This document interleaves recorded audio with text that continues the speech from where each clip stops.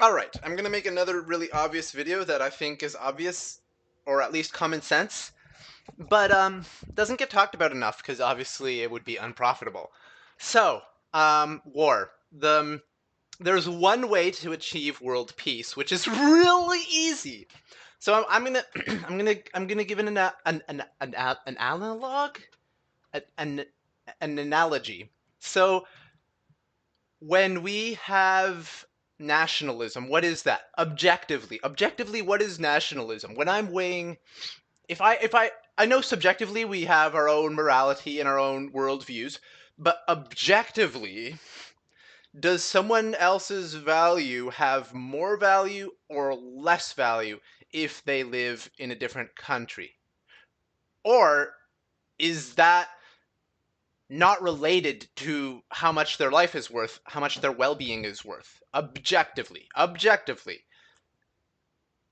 let's postulate that the country you live in does not affect the value of your life or the value of your well-being and your suffering, okay? Then it follows that objectively nationalism is a social construct, or I'm just using that word because I understand that word, but it's that nationalism is subjective, okay? It's a subjective view that our country is better than another country, that the people in our country are better than the people in another country. That's a subjective view if you agree with what I just said. Okay, now the way to achieve world peace. I'm gonna drop the bomb here. No, that was unintentional. That's the wrong idiom. Idiom is like an expression. Okay. Uh, the the way to achieve world peace is you don't blindly follow someone's orders when someone tells you to kill someone, and that's how you achieve world peace.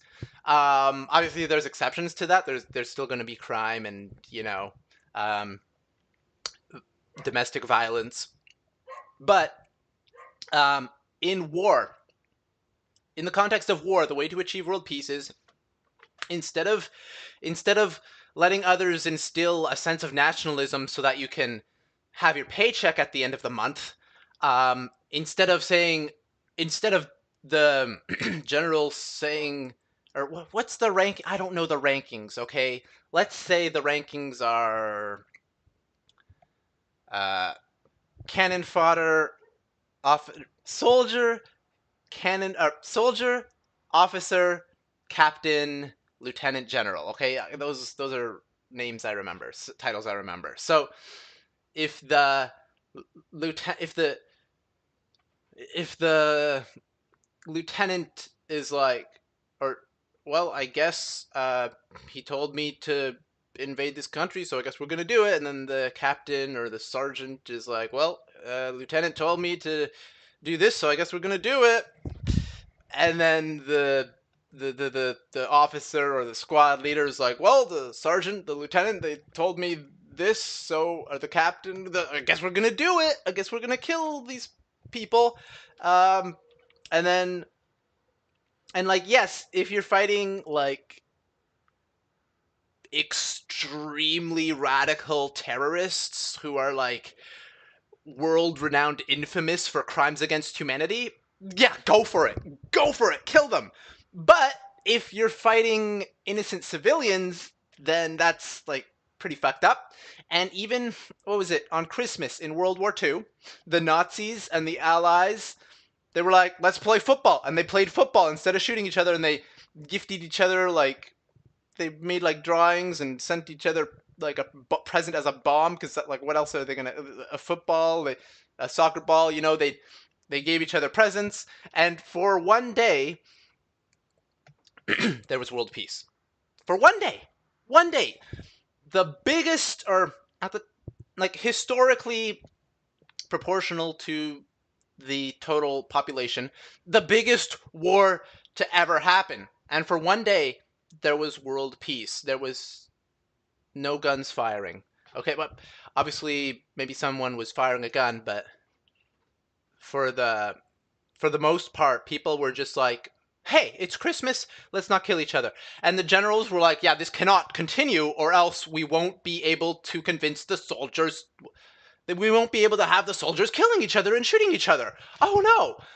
So so getting along with your enemy, negotiation, diplomacy, these are frowned upon by militaristic, war hawkish generals who want to achieve objectives like capturing a city or burning a town or like taking territory, setting up a defensive position at a strategic location.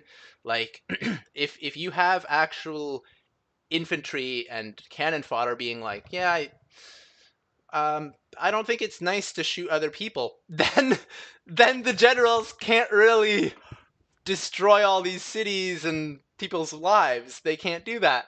So that's how you achieve world peace, by when you receive orders, actually questioning the orders, and instead of you know being at attention and like always like must obey unconditionally because that is my heroic nationalistic duty, and I'm not being satirical, that's actually what people think. Reminiscible out.